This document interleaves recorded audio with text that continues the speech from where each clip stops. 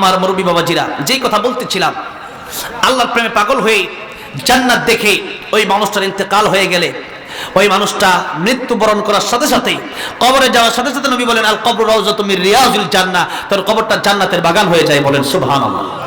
আর যে ব্যক্তি নাফরমান, মান মাতা ফাকাদ কামাত কিয়ামাতুহু,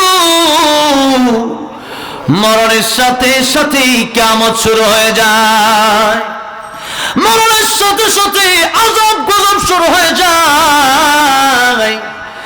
আজরাইল যখন আসে, আর যখন একবার টান মারে, রূহ বের হতে চায় না, লোকটা ডাক দিয়ে বলে, আজরাইল, যা কামাই করেছি সব তোমারে দিয়ে দেব, বিনিময়ে আমি আল্লাহ রাব্বুল আলামিনের কাছে যেতে চাই না, আমারে তুমি ছেড়ে দাও। আজরাইল বলে, না, তোমাকে ছাড়া হবে না, মালাকুল মউতের তামাম পৃথিবীর সবটা তোমারে দিয়ে দিব, ছেড়ে দাও। এরপরও ছাড়া হবে না। এই জন্যে ভালো হবো আরো 3 দিন পরে, 4 দিন পরে, এই চিন্তা করে কোনো লাভ নাই। ভালো যদি হতেই হয়, আজকে রাত থেকেই ভালো হতে হবে, এখন থেকেই ভালো হওয়া লাগবে। কি বলেন? আপনি যদি বলেন, আগামী শুক্রবার থেকে, এই গ্যারান্টি আমার আপনার নাই, আছে? এই গ্যারান্টি আমার আপনার নাই। এই জন্য মালাকুল মউত আসার আগেই ভালো হয়ে যেতে হবে, এখনই ভালো হয়ে যেতে হবে, এখন থেকে হারাম ছেড়ে দিতে হবে, এখন থেকেই নামাজ ধরতে হবে। এবার আসুন 2 নম্বরে, আল্লাহর নবী, বিশ্ব নবী রাহমাতুল লিল আলামিন বলেন, শাবাবাকা ক্বাবলা হারামিক ওয়া সিহহাতাকা ক্বাবলা সাকামিক। সুস্থ থাকা অবস্থায় আল্লাহর গোলামি করো, সুস্থ হওয়ার আগে, অসুস্থ হওয়ার আগে সুস্থ থাকা অবস্থায় এই সময়কে গনিমত মনে করতে হবে। কারণ যে কোনো সময় আমি আপনি রোড অ্যাক্সিডেন্ট করে আমাদের পা হাত ভেঙে যেতে পারে, যে কোনো সময় ক্যান্সার হতে পারে, যে কোনো সময় আমার আপনার এমন অসুস্থতা আসতে পারে, যে অসুস্থতা আসার কারণে হয়তো আমার বিছানায় পড়ে যাওয়া লাগতে পারে, ঠিক কিনা বলেন? তার আগেই ভালো হওয়া লাগবে। অল্প সময় শেষ করছি। 3 নম্বরে আল্লাহর নবী বলেন, গিনাকা ক্বাবলা ফাকরিক। টাকা পয়সা থাকলে মাদ্রাসায় মসজিদে দাও, কারণ সকাল বেলার ধনী তুমি ফকির সন্ধ্যা বেলা। টাকা পয়সা আজ আছে কাল নাই, টাকা পয়সা যা আছে, কাফনের কিন্তু পকেট আছে, পকেট আছে, পকেট নাই। এই যে জুব্বাটা আমার বানায় দিছে, আমি কিন্তু বলি না যে পকেট দিয়ে, তারপর পকেট দিয়ে দিছে না? পকেট কেন দিছে?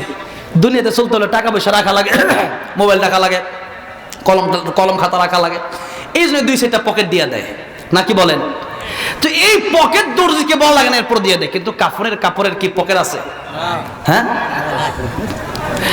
আমার ভাইরা, আমার মুরব্বী বাবাজিরা, এই জন্য টাকা পয়সা কবরে নিয়ে যাওয়া যাবে না। হ্যাঁ, কবরে নিয়ে যাওয়া যাবে। নবী বলেন, তোমার মৃত্যুর সাথে সাথে সব আমল বন্ধ হয়ে যাবে, শুধুমাত্র 3টা আমল তোমার বাকি থাকবে। জোরে বলেন, কয়টা আমল? 1 নম্বরে সদকায়ে জারিয়া। 1 নম্বর সদকায়ে জারিয়া, যা তুমি মসজিদ মাদ্রাসায় দান করলা, ওই দানটা যতদিন পর্যন্ত মসজিদে নামাজ চলবে, তুমি একটা ইট দিছিলা, বালু দিছিলা, সিমেন্ট দিছিলা, এই জন্যে আল্লাহ রাব্বুল আলামিন, আপনি মারা যাবেন, এই মসজিদে যতদিন পর্যন্ত নামাজ চলবে, আল্লাহ আপনার নামাজের, ওই নামাজির সব, যা নামাজ পড়বে নামাজিদের সব আপনাদের কবরে পৌঁছায় দিবে, যতদিন পর্যন্ত মসজিদ থাকবে। বলেন সুবহানাল্লাহ। আমি আপনি চলে যাব, কিন্তু মসজিদ কি চলে যাবে?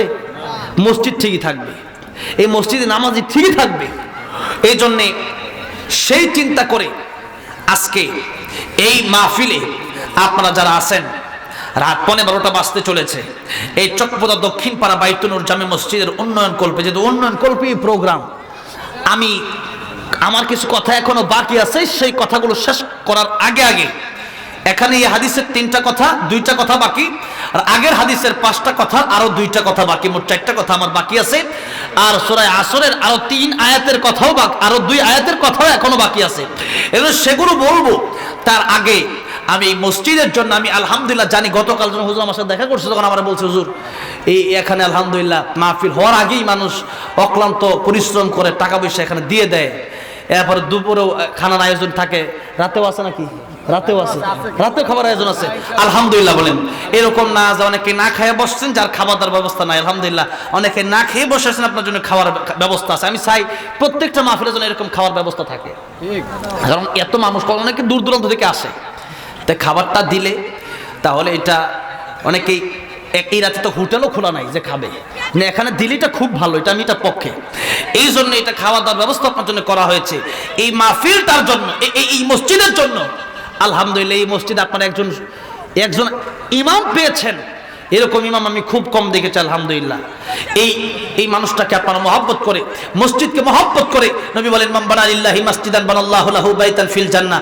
মসজিদকে মহব্বত করলে, মসজিদে ঘর বানায় দিলে আল্লাহ তোমাদের জন্য জান্নাতে ঘর বানাবে, আর জান্নাতের ঘর হবে দুনিয়ার চাইতে 10 গুণ বড়। সুবহানাল্লাহ।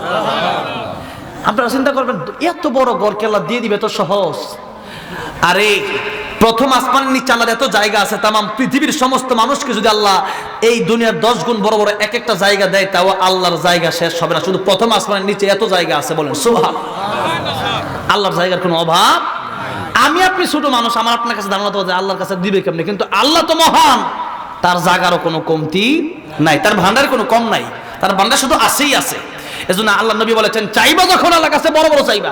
যদি টাকা লাগে তো আল্লাহ করেন আল্লাহ 20টা টাকা দেন, না আল্লাহ কাছে আল্লাহ করেন আল্লাহ 20 কোটি দেন। জান্নাতের ভিতরে সবচেয়ে উচ্চ জান্নাত জান্নাতুল ফেরদাউস, নবীজি সেই জান্নাতে থাকবে। নবীজি বলছে, জান্নাত যখন তোমরা চাইবা তখন তোমরা বলবে আল্লাহ আমার আপনি জান্নাতুল ফেরদাউস দিয়েন। সুবহানাল্লাহ বলেন। এটা চাইলে বড়টা চাইতে হবে, কারণ আল্লাহ বড়, চাইতেও হবে আল্লাহর কাছে ছোট না, আল্লাহর কাছে চাইতে হবে বড় অঙ্কের। ঠিক না ভাই? ঠিক বলেন।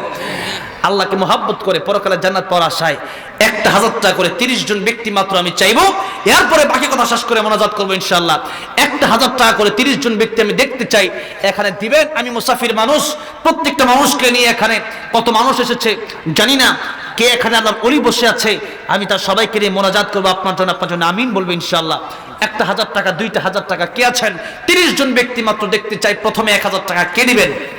মেহেরবানি করে হাত ওঠান। 1000 টাকা, এটা আপনার জীবনে 1, 2, 5, 10, 12,000 টাকা আসবে। নাম কি? সোহেল রানা। বলেন মারহাবা। আল্লাহ তাআলা সোহেল রানা সাহেব দিলেন নগদে 1000 টাকা। আল্লাহ কবুল করে নেন, মঞ্জুর করে নেন, জানে মালে বরকত দিয়ে দিন।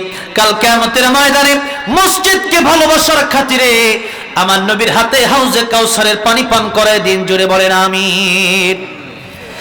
জনাব গোলাম আম্বিয়া আকন্দ সাহেব, তিনি দিলেন নগদ 1000 টাকা।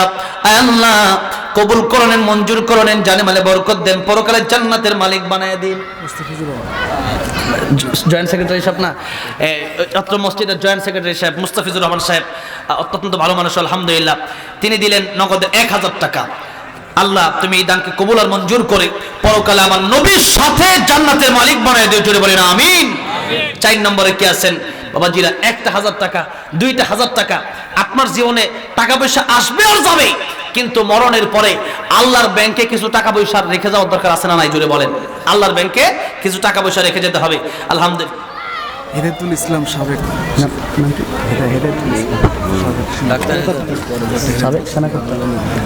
হেদায়েতুল ইসলাম সাহেব, আলহামদুলিল্লাহ, ওনার সাথে আমার আগেই দেখা হয়েছে।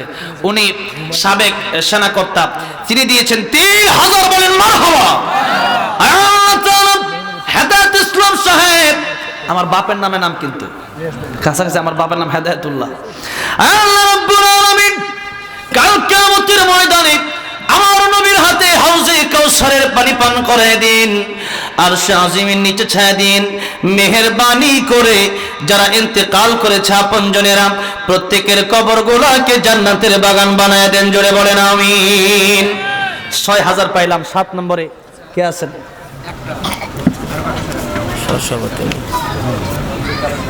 মসজিদের সহসভাপতি এবং মাহফিলের সহসভাপতি আব্দুল খালেক সাহেব।